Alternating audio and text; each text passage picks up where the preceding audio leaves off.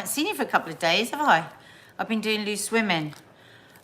If you're new to this channel, like 6 days a week, we do something called Coffee Moaning here, where we talk about the news and we hang out with our friends here. Sometimes we go off the news and we talk about all sorts of silly stuff. Sometimes it becomes ridiculous. Sometimes it becomes pure chaos. But usually we do get to the news stories as well. Good morning, everybody. Good morning, Lynn, Ellery, Reem, Caesar. Morning, Caesar. How are you? Hi, Sue. How are you? Hi, Della. Hi, Sarah. Hi, Cora Bell. Hi, Sarah Fox. Hi, the Jellies. Hi, Maria. Hi, Jackie, Roswell, Reem, Tracy, Bev, Mandy, Margaret, Nicola, Gillian, Tim, Amy, Jane, Deb, Susan, Janine, Lisa. Morning, morning, morning. Yeah, so that's how it usually goes here. But today, Mark's editing the No Name Sunday show. And we were looking round through the news and, oh my God. It's very dull today because it's the same old stuff about Boris, the same old stuff about COVID, the horror of Ukraine, which we all just feel so powerless over. Even the celeb stuff's all a bit dull. So I thought, do you know what I'm going to do? I'm just going to unashamedly talk about the things that I know a lot of people at this point in January are feeling pretty shit about. Before all of that, though, did any of you see Loose Women yesterday? Morning, Hannah Hawkins, member for 25 months. You get your photo then, don't you? Did anyone see Loose Women yesterday? We had a brilliant woman on, Kate Muir. She was the producer, co-producer of the Menopause documentary that Davina did. And she's actually working on the second one with Davina. She's working on a book with Davina as well. But this book, Everything You Need to Know About the Menopause But We're Afraid to Ask, is excellent. So I can really recommend that. And the other, and it's doubly excellent because she devotes about a page of it to Mark and I, saying how fantastic our menopause chats are on our podcast, How to Stay Married So Far. So if you haven't listened to it, you should. Hi, Perez. Oh, there's Perez. I know I've got 3 up. I've got Snow Village out in the hall. I don't want to take them down. Oh, my God, I haven't put the lights on. Hang on.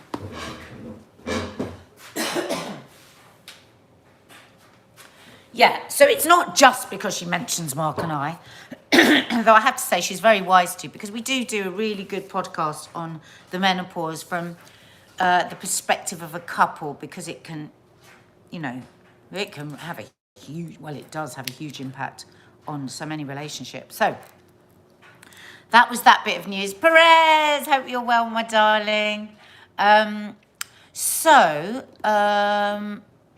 Oh, you've bought the book. Please start. Oh, you've recently got onto testosterone. Okay, you wait. It'll take a few months to properly kick in, but you're gonna love it. So anyway, so today I just thought I would talk about the things that I know a lot of people are worrying come mid-January, worrying about. And it's the things that I get asked about the most. So in the title we have, I can't see the title here, but if I remember rightly, I said to Mark to put into it, how to ditch diets, how to start exercising if you found it really, really hard to even just make a start. I think it's really hard at the moment with everyone jumping about, looking like they're doing it all so brilliantly. It's really hard if you're not in that space to think, how can I even start? How to be happier. People always say to me, my God, you're so happy. I am happy a lot of the time, and the rest of the time I can be bloody miserable, and somewhere in between of that I can just be a bit but I definitely have tips on all those things that just might help somebody to just go, oh, just have a little epiphany. I've also put in there how to get a better body image, how to get body confidence. Now, those that are here with me regularly know that I actually don't believe in using the word body confidence because I think it's too difficult a thing to do. So for those of you that know me for a long time and think, oh, some of this she's repeating, that is because I repeat it to myself every single day. That's how I have gone from, so let's start with body image. Let's kick off with that. That's how I've gone from a person that was completely and utterly sucked into the diet culture for all of my adult life, for decades, looking for a shortcut, looking for a fad anything to get there quicker, to get to my destination as fast as I could. And what I find so incredible is that at no point in the 30 years or more that I was totally sucked into the diet culture did I ever go, is this actually working?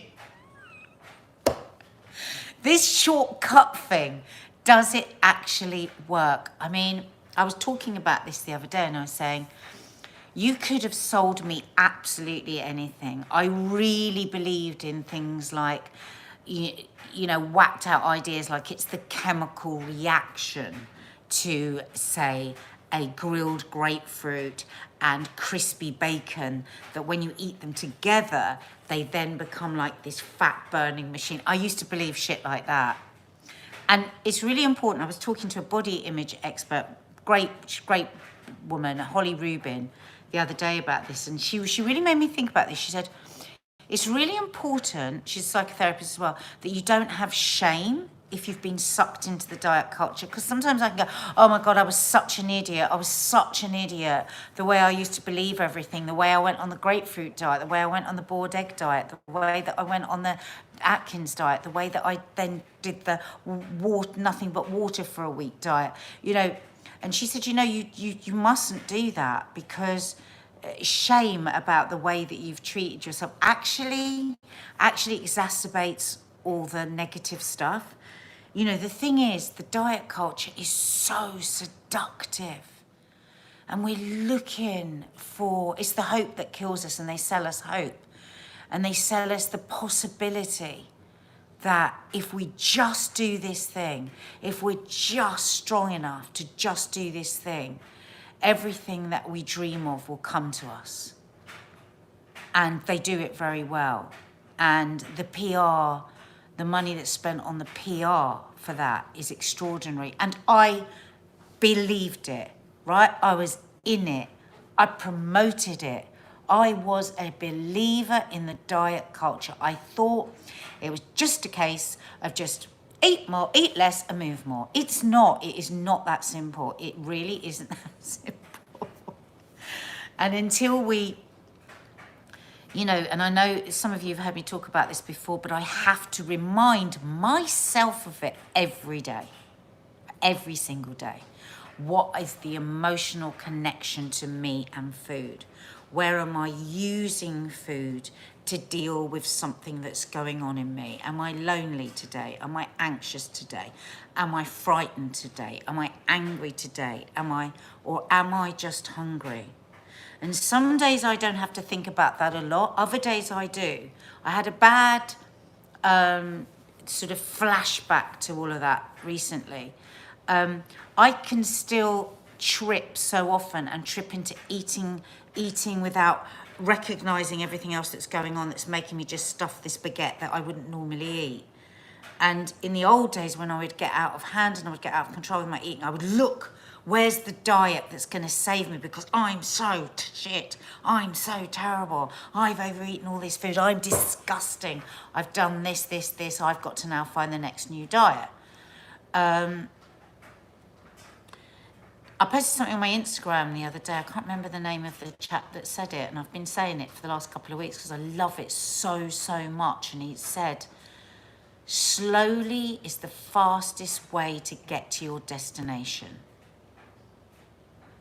And I bet there's some people sat here now listening to this that are on the latest diet for this January and are sick and tired already of removing food groups, or feeling hungry, or being left out of social situations, or emotions are coming up that they can't deal with because they were suppressing it and self-medicating it with food.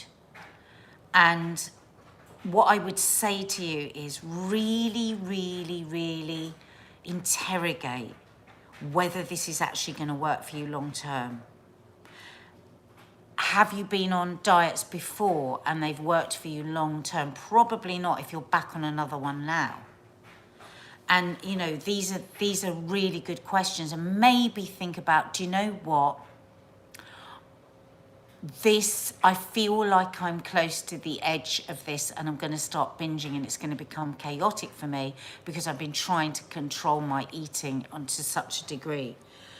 Think about maybe why you are overeating or because my thing was like sometimes when I'm really stressed, if I eat until I'm so full that I feel uncomfortable with it, I'm only thinking about the feeling so full that I feel uncomfortable with, and I'm not thinking about the other things that are making me sad, lonely, hungry, anxious. So that's medication. So food is medication for some of us. Food is medication. Just take that.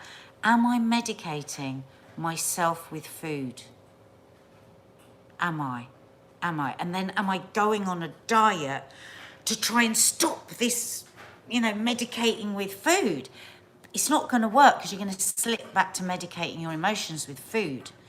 So you know, it's really, really, really good idea to just sort of interrogate that. I only managed to do that by going to Overeaters Anonymous 10 years ago that taught me how to think like that. Am I tired? Am I lonely? Am I hungry? Am I tired? Am I lonely? Am I anxious? Or am I just hungry?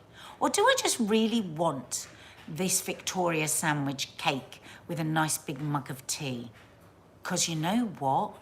It's all right to have it.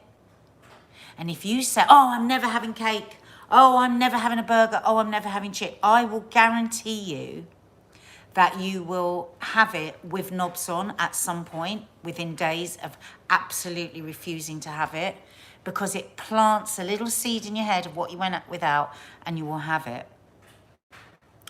So yeah, Faith, exactly. Is it head hunger or are you actually hungry?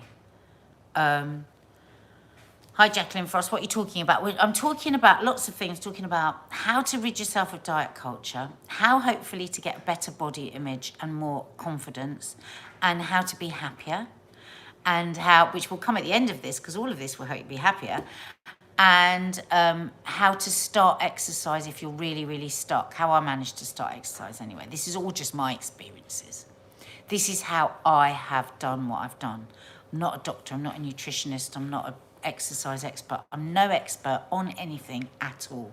The only thing I'm expert on is, I suppose, how I've managed to get to a better place in myself, a more settled place. Like a friend of mine said to me yesterday, oh, why have we got so old? I bet you can guess who that was with the accent. Why did we do it? And I said, because of how I feel. Because of how I feel now is why I've agreed to get to 57. Because I couldn't go back. I couldn't go back to just like being in the horrendous cycle of the January fad diet, fad exercise, just roller coaster on and on. Again, we were talking about this the other day and we were saying, the problem is when you say moderate your food, moderate your exercise, it doesn't sound as sexy as go on this diet and you will lose, I guarantee, a stone in a week. Of course it doesn't sound as sexy. But how about this? How about if I make moderation sexy by saying this?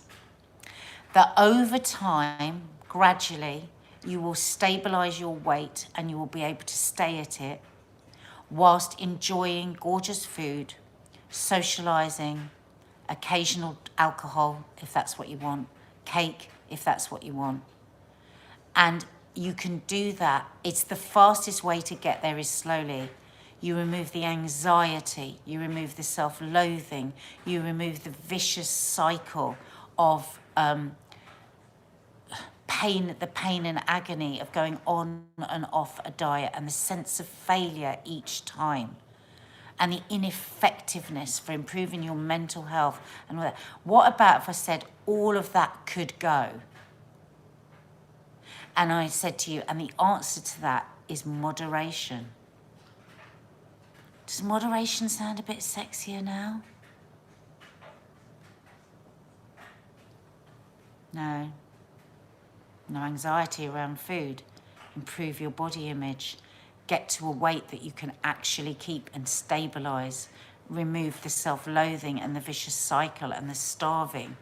Be able to socialize and enjoy food and the occasional alcoholic beverage. Does that sounds quite sexy, doesn't it? I think it sounds so sexy. So that's what I do.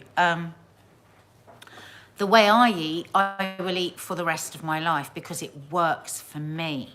So it's about what works for you. I saw somebody the other day apologising for talking about calories. Now, I don't agree with calorie counting at all. It never worked for me, not one bit. But it worked for this girl who was talking about it on Instagram. And loads of people, like, you know, came down on her and were hating on her and trolling her. And it was just like, why do people get so angry when people talk about what works for them? That works for her, that's fine. I never recommend calorie counting because it didn't work for me. Because I would do it, I would lose loads of weight and then I would put it back on with interest. So that's why it doesn't work for me. So that's why I don't tell you about it, because it didn't work for me. But you might be sitting there going, oh, I wouldn't want to do what Nadia does, but because the calorie works for me, and that's brilliant. I suppose what's more important here is to think about the stinking thinking that goes on around the diet culture, because that's also going to feed into the next bit of the conversation that I'm going to have with you, where I talk about how I've improved my body image, how I've learned to be kinder to myself, how I now exercise and love it, and therefore at the end, how I'm happier. So the stinking thinking I have is around shame and guilt. I've done this terrible thing, I've eaten all this thing, I look fat and I look disgusting, and now I'm going to go on this extreme diet. The average British person goes on 17 different fad diets, do you know that, in their lifetime, and spends over £3,000 on things that they believe will help them to get to the holy grail of whatever their holy grail figure is on the scales. And on that, on scales, for me, for some people it works that they get on the scales, but for me, it doesn't. So ask yourself whether the scales work for you. Do you get on them and then hate yourself more when you're on them and then get off them and overeat? Because that's what I used to do. So now mine is all about my jeans. So these jeans, I really like these jeans because they like fit me properly on the waist. They go over my bum. You know, I'm a size 14, which it works for me. That just works for me. It works for my health. It works for I love the way I look. I think I'm super gorgeous. These things have taken me an entire adult life to be able to say. But when these jeans get too tight and they're a bit uncomfortable, I just watch a little more of what I'm eating. I might have an egg on toast rather than an egg sandwich, that sort of thing. I don't go extreme. So size 14 is what I want. I gave up the dream of being a size 10 when I got to size 10, and I was miserable as fucking sin because I could hardly eat anything. I didn't like that. Now, if it works for you that you prefer to be a size 10 and hardly eat anything, again, that's up to you if that's what you need to do to feel good. For me, I like my food, so I want to be healthy, I want to be sexy, I want to be curvy, I want to be those things. But I want to be at a healthy weight because I don't want a heart attack, I don't want diabetes, I don't want a stroke, I don't want all these things that come with being overweight. So that stinking thinking of the punishment and the guilt also went into, now we move into exercising. So much of my adult life around exercise was about, okay, I had a Big Mac. A Big Mac is 520 calories. I still got all those calories in my head, even though I never think I can tell you the calories on anything because it's so ingrained. Don't tell me to remember anything that I learned at school, but I can remember the calories of everything. I mean, how annoying is that? It's taking up space in my brain. Can you please go? Because it's a very inexact science. That's the other thing. But anyway, so I would have a Big Mac and I would go, okay, so I'm having Big Mac, that's 525 calories. Okay, so what do I need to do to burn off 525 calories? Oh my God, I've got to run for 50 minutes. Oh, okay, well, I'll go out and I'll run for 15 minutes. So it's punitive. It's the punishment for having a McDonald's. The exercise was about the punishment for what I'd eaten, because I was disgusting because I'd had this Big Mac, and you know, and no wonder I'm fat, and no wonder I didn't get that acting job that I went for the other day, and no wonder, you know, on and on and on. So my exercising was incredibly sad affair, you know, and for a lot of my younger, when I first went on a diet, I was 9 stone 4. And when I look back at the photographs of me then, I was a goddess, but I was crying myself to sleep so often because I thought I was fat. Again, in the world back then, I was bigger to be an actress, because actresses would, you know, would be much smaller. It was as simple as that. It was a fact. It was a fact of my business. Like, if you want to be a model, you've got to be thin. It's a fact of business.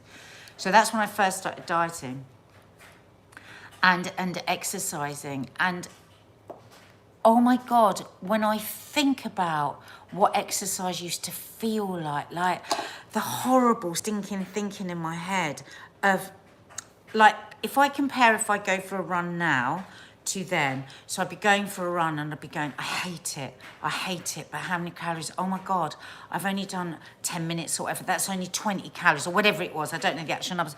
God, I've only done 10 minutes, I've only burnt 20 calories, oh my God, I've got to do 50 minutes, or I've got to do an hour and a half, and oh my God, it's already horrible. And that would be my run. It's like, or my aerobics lesson. We used to do loads of aerobics. I fucking hated it. I would do the Jane Fonda video. I hated it. Sometimes I'd do it 3 times a day because I was just so desperate to punish myself for that thing I'd eaten that I shouldn't have eaten. Where the shouldn't came from, I don't know. So, and then I had a very chaotic, like, you know, younger adult experiences with exercise. I was on and off diets. I put on 4.5 stone. I was obese. I was classed as obese because I'd done so many different diets. I'd messed up my metabolism. So like I was eating small, not very much, and I was putting on weight, all that sort of stuff. Anyway, then I did a fitness DVD, and I did it the proper way. The way that you do a fitness DVD, which is to go on a calorie-controlled diet. And I was very insistent when I made this DVD that I wanted to do it properly. There are people that use diet pills and do all of that. I didn't do that. I didn't even think about doing that. And I did really good, healthy meals, and I did a little booklet that went with my DVD, and I exercised loads, and I got down to the 9 stone 4 or whatever it was, and I was unhappy because I couldn't maintain it. But I did the DVD, and I'm proud of my DVD. But that exercise that I was doing at that time, a lot of it was like, right, I've got to lose that weight. So it brought me into exercise, put weight on gradually. And then I started going to OA, and I started thinking Overeaters Anonymous, and I started making these connections between food and stinking thinking. And then I started to look for exercise. So long story short with my exercise, I have finally settled on what makes me happy, right? So for years I tried yoga, I couldn't get into it. Lots of you know that I now do yoga every day and have done throughout the pandemic. A few days I've missed here and there. And I finally love it. I still have to make myself get up and go over to the mat and do it. It's not like, woohoo, here's my yoga. Oh, I've got to do yoga. And within 5 minutes, I'm loving it. So I do yoga every day. And because of the way it calms my anxiety, because of the way I can now move. I was sitting here with some friends the other day, and everybody got up and was like, but I just got up. I'm not stiff anymore. I haven't got aching bones and joints. So it's amazing. So it makes me feel good. What will also drop into place, though I don't think about it, is I'll get longer, leaner, toned muscles, all of that stuff. But I never look at myself going, oh, what's yoga doing for the way I look? I've had injuries on and off, and I was doing couch to 5K last year. I had to stop because of my injuries, but I'm back to doing my running, my couch to 5K. I do that 3 times a week. And do you know what I think about now when I run? I don't think about, oh, what have I eaten and how many calories I burn. I wouldn't dream of looking at the calories I've burned, because what the fuck's that got to do with it? I'm not doing it as a punishment to eat. I'm doing it because when I run, I might start thinking about really heavy stuff, and I might have worked it out by the end of the run, or I might think of nothing. And when I think back to when I was younger, and it was just like, all I was thinking about, how many calories is that, how many calories is that, it was so horrific. And now when I come back, my family hate being here when I come in from a run, because I'm like, oh my God, I feel so fantastic. Mark's always really moody with me when I come in for a run, because I'm annoying, because I'm so joyful, because what's happened is I've basically gone out of the house and taken drugs.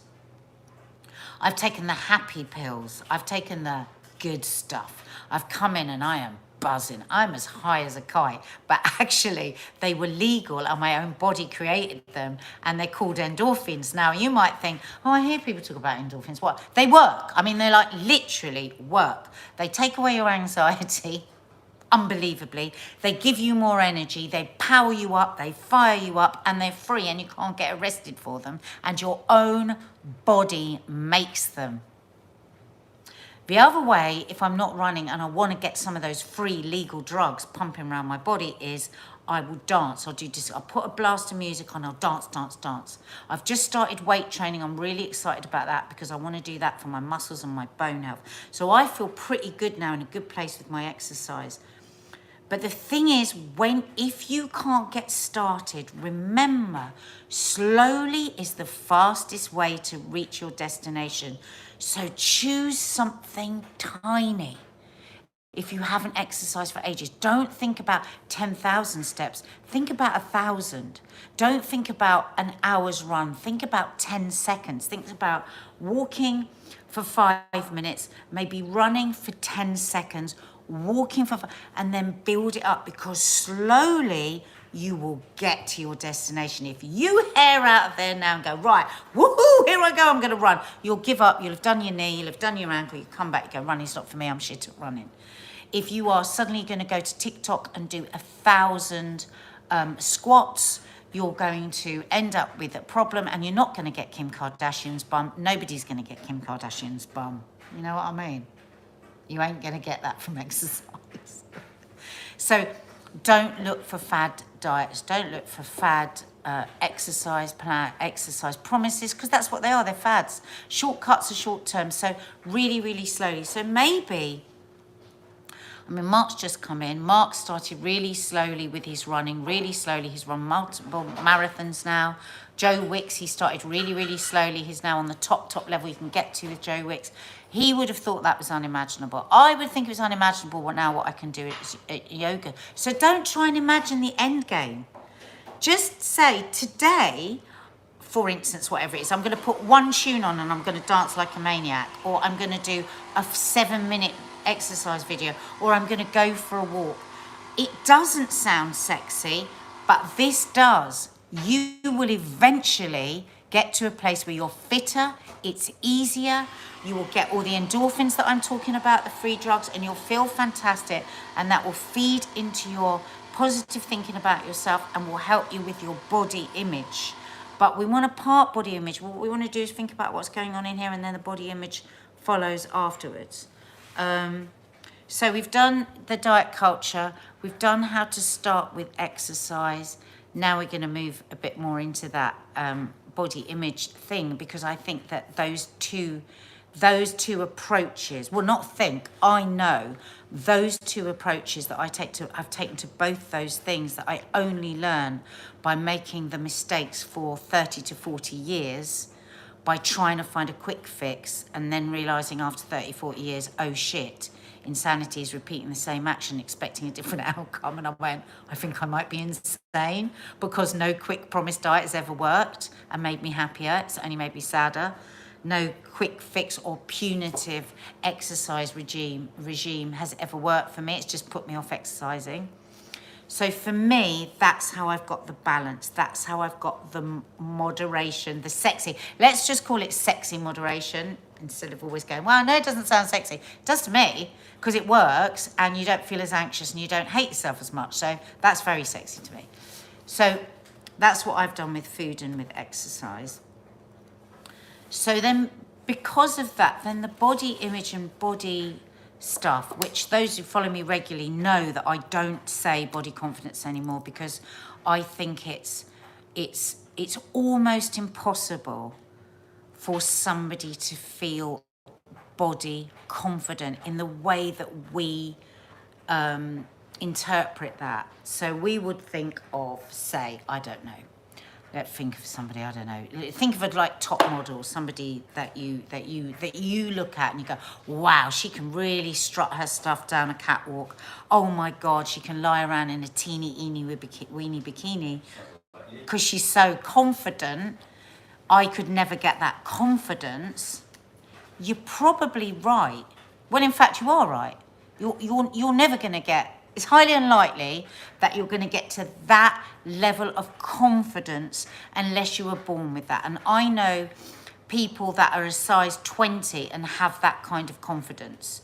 And it was something that they've always had. And they are very much, this is me and I'm confident. Actually, I really love my body. But I think it's really hard if you've had decades of struggling to even like your body or even be able to look at it to get to a place of total body confidence or body positivity, all these things. I just think it's too much. I don't think you can do it. So that's what I'm going to say first. That might not sound sexy, but I'm going to give you something else that is sexy, and it's called body acceptance. I'm going to have a cup of tea.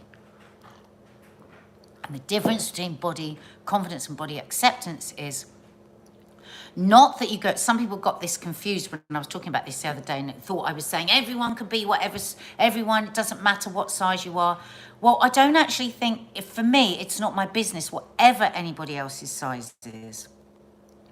My body acceptance is about what I want for me, which is I want to be at a healthy weight, not at a predetermined by the diet culture or the advertising world or magazines or movie stars. I want to be, I am now very happy with a size 14 body, genuinely happy. This is what suits me, it's what I feel good at, it's what I feel sexy at. And some people might still say to me, that's fat, she's fat. Some people would say I was fat. I have some fat. Nobody is fat. That's the other thing, it's such a strange sentence. I have some fat, we all do, otherwise we'd die. But I'm at a weight now that I'm good with. And when I talk about how I accept my body, when people say to me, God, how do you go on your Instagram in your swimsuit or in your bra and pants? How do you do those Kardashian parodies? How do you do that? At the same time, I would have to say, because I always read every single comment under those posts on my Instagram, at the same time saying thank you for doing it because you make me feel better, because I'm not just looking at a perfect body, whatever that is, whatever that means, because I don't know what that means anymore. I was always saying, oh, I wish I had the perfect body. I'm trying to get the perfect body. Well, what does it actually mean? Because this isn't about the way we look. It's about the way we think and feel about ourselves. Remember at the beginning when I said when I was 9 stone 4, I started going on diets. I look back at those photos, I was a goddess. So this way of thinking wasn't about the way I looked. It was not at all. It was about the way I was thinking about myself. So I have changed the way I think about myself. I absolutely love this body. And when I say that, I'm not saying I strip down naked and I look at my body and I say I love it. I don't. I will never get to looking at and go, I love the way it looks. But I accept the way it looks. I eat well, I exercise, I do all of that because it makes me feel good. And this body has been really kind to me. It's given me babies, it's let me dance on tables, I've had orgasms. It's a great body because it does amazing things for me every single day. I'm going to take my dogs for a walk later and it's going to walk for me and I'm going to be in nature and it's going to be fantastic. What a lovely, lovely, lovely body. Thank you. Thank you, arms, for letting me hug people. Thank you, legs, for letting me walk. Thank you, womb, for letting me have a baby. Thank you, breasts, for letting me feed that baby. Thank you, waist, because I am curvy, because it feels nice when somebody slips their hand around my waist. That's how I think. And I remind myself of it every day. I haven't arrived. I haven't pulled into the station of body confidence, and I'm sitting there going, whoa, I've arrived. I'm now body confident. Because on the turn of a sixpence, if I didn't constantly remind myself of what I'm saying to you, and even me sitting here now talking to you has helped me for today. Just for today, I've got the power of talking to you about this that's reminded me to think like this. So I will think about this conversation. Well, it's not conversation, it's more like a share. I will think about this conversation I've had with you today because I've revalidated and re-endorsed what I believe in and what I think and what I truly, truly believe in. I truly believe this has changed me, right? And so now we arrive at how to be happier. So much of my life's unhappiness was about self-loathing, was tied up with the way that I looked and not the way that I felt. So much of it was about punishing with exercise, punishing with eating, you know, a chaotic, disordered, dysmorphic way of thinking. I was born a happy, beautiful baby girl. That's how I was born. My essence is to wake up in the morning, because before, when I just used to pat my belly when I was a baby girl and just thought, belly, I woke up happy in the mornings, right? Even though I've had a lot of chaos and a lot of things go on in my life, I am naturally a person that sees things as half full. I will naturally say, to the point that my family go, oh, for God's sake. So say something bad's happened, I will naturally, it's just born in me, say, oh my God, but aren't we lucky? I mean, imagine, think of people out on the street, sleeping on the street today. So I have that in me. And just life can knock the edges off you with that. And so you can start, especially at my age, to become bitter. And I think bitterness is the most saddening of emotions. Because if I slip into a bitter place, bitter, pinched, I'm tighter, I'm angrier, I'm more removed. So I try, like, not to say I don't get really nasty thoughts about people, because I do, because I could be a right cow like we all can. But I do try and pull myself up on it. And I think, am I being fair? Does it serve me well to be that angry with that person? Does it serve me well to judge that person? When I move into a judgy place, sometimes it could be with a person, sometimes it could be with something online where I could go, oh God, I can't believe they've done that. And I thought, why can't I believe that I've done that? That person's done that. It's got nothing to do with me. It's got to do with them and their life. And it's amazing when you just keep letting go of that. And I have this phrase that comes from Mark being in rehab. It's part of AA, where I say, let go, let God. Let go, let God. Let go, let God. I'm not religious. I don't believe in God. But when I find myself getting all irate about something, I'll go, let go, let God. And what I actually mean is, it's none of my business. Let go of it. Just let go of it. And that helps me so, so much. You know, grant me the serenity to accept the things I cannot change, the wisdom, grant me the serenity to accept the things I cannot change, the courage to change the things I can, and the wisdom to know the difference is my favourite prayer. Look it up, the serenity prayer, because when it's all just too much, and when you think you can't cope, when you're in the mess of other people's lives, or you might be bitching or gossiping or doing something, if you go to that prayer, it really can settle you. The other thing is, I don't have people that are toxic around me.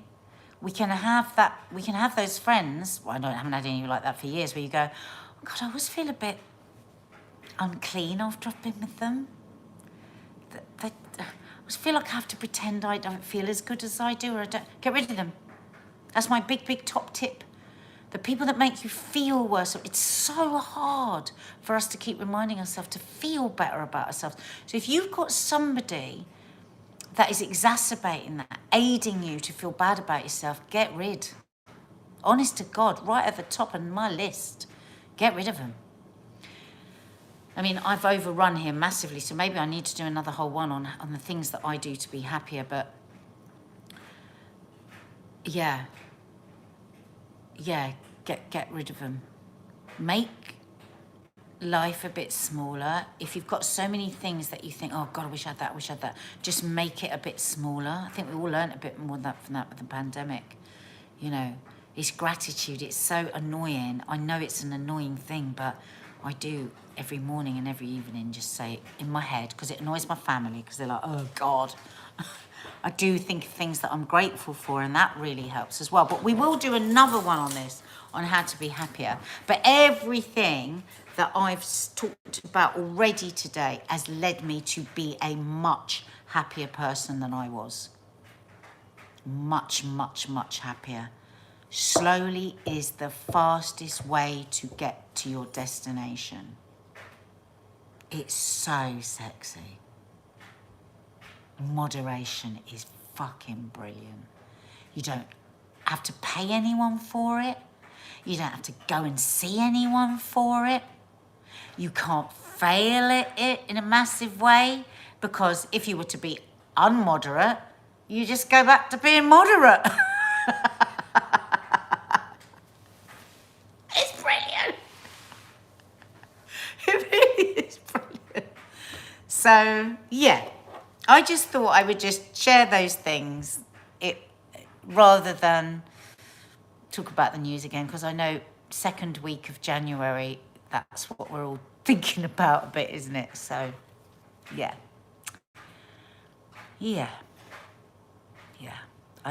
Sometimes I get a bit overwhelmed with how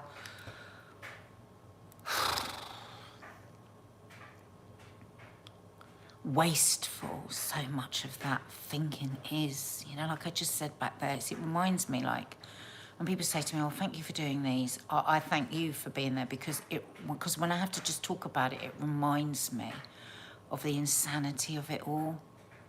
And to think that I can just pull out calories of something like that, and I wouldn't be able to remember so many important things about life, but I can remember that shit that drove me. You know, so if you're stuck on a fuck awful diet, or if you've pledged 1,000 squats a day, or if you see a walk or a run as just something to punish yourself for being a bad person, or being a greedy pig, or being any of those things, don't. If you're filled with anger or hate or toxicity for somebody or something today, just think about if there's a way you could untangle it. There's a couple of things at the moment I'm really trying to forgive, and I'm really, really struggling.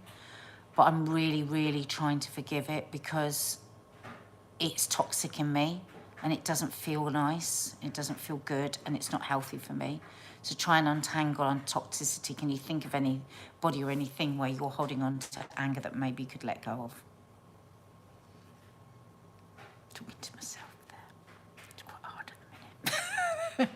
Happy birthday, Katie. Let's finish this with a happy birthday to Katie. Happy birthday to you. Happy birthday to you. Happy birthday, dear Katie. Happy birthday to you. Ellery Jones, you are so right. Big group hug. Come on. Proper squeeze. Proper like pat, and then hold. Hold. Hold.